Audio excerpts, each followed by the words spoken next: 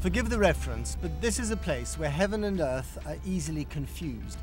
A place so flat that the horizon stretches into infinity.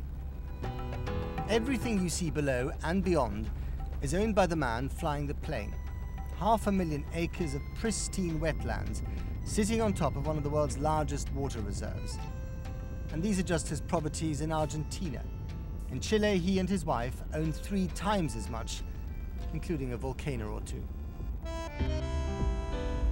How many acres, all in all up, do you own at the moment?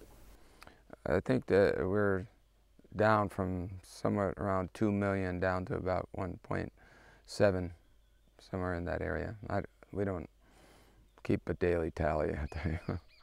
Meet Douglas and Christine Tompkins, 2 Californians who made a fortune with outdoor clothing labels like North Face and Patagonia.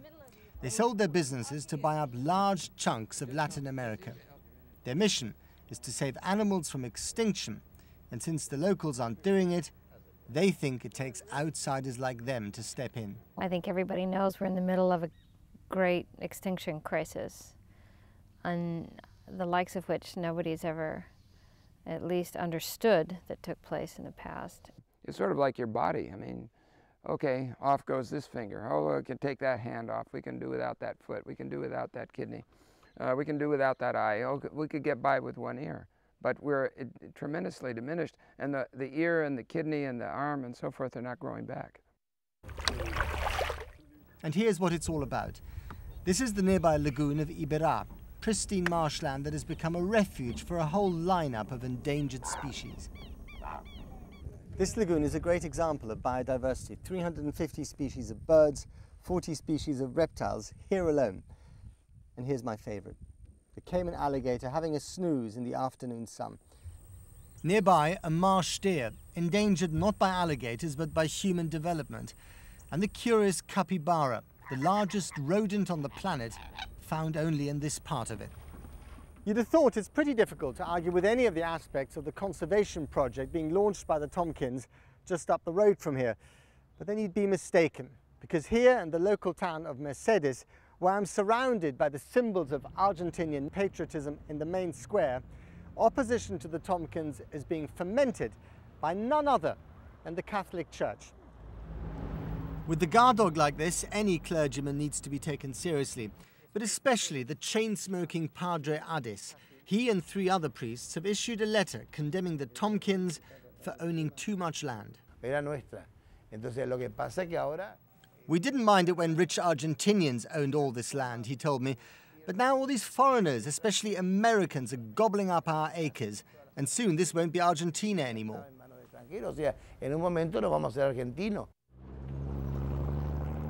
Here and there we found signs that the campaign is catching on. This graffiti declares the marshland belongs to the locals. But opposition to the Tompkins has also been stirred up right here in the capital, Buenos Aires.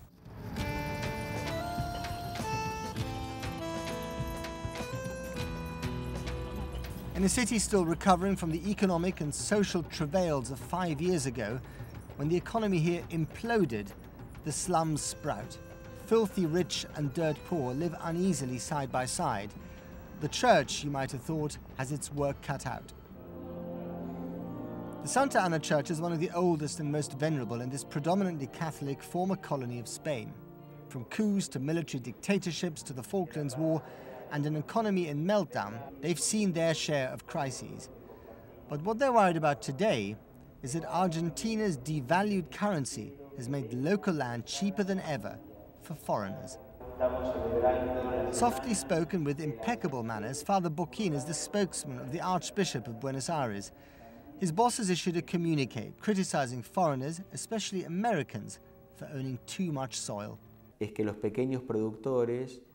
Since the foreigners have started buying up land from local farmers, he told me, there's been a concentration of holdings in the hands of a few. They don't care about the social consequences. And what's more, there are strategic considerations. The freshwater reserves in the north, the glaciers of Patagonia in the south, he continued, we're all brothers, but who knows what geopolitical designs these people may have one day. The famous Plaza de Mayo in front of the Pink House, Argentina's equivalent of the White House. For 30 years, these women have gathered here every Thursday. They are the mothers of the so-called disappeared, the young sons and daughters who were secretly killed by the military regime and whose bodies have never been found. These ladies in headscarves are perhaps the most respected moral custodians in Argentina, and now even they are railing against foreign landowners. We spoke to Juanita Paragamen, 93 years young and angry. Los vamos a ayudar. We can help all those poor people who've been deprived, she told me. We want justice. Let no more land be sold.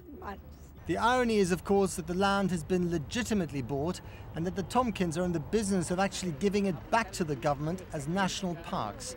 But in this debate, the line between fact and fiction is increasingly blurred. All you need to add to the brew is politics. Luis Delia, a senior government official with a fiery reputation, went so far as to cut a piece of the Tompkins fence, for the cameras, of course. In his office in Buenos Aires, he likes to unfurl maps and weave conspiracy theories. Bueno, Tompkins está en esta región. We have good reasons to suspect that there's a link between the Tompkins land, he explained, and the US airbase which the Pentagon is building across the border in Paraguay. Yeah, you just have to forget about that because it's so ridiculous, it's not even worth responding to. That's a basic human reaction to land. Land strikes at the heart of all of us because it's from which we came and it's upon which we survive.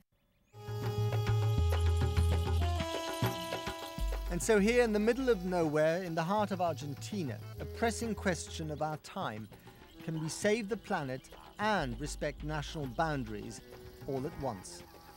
Matt Fry, BBC News, in northern Argentina.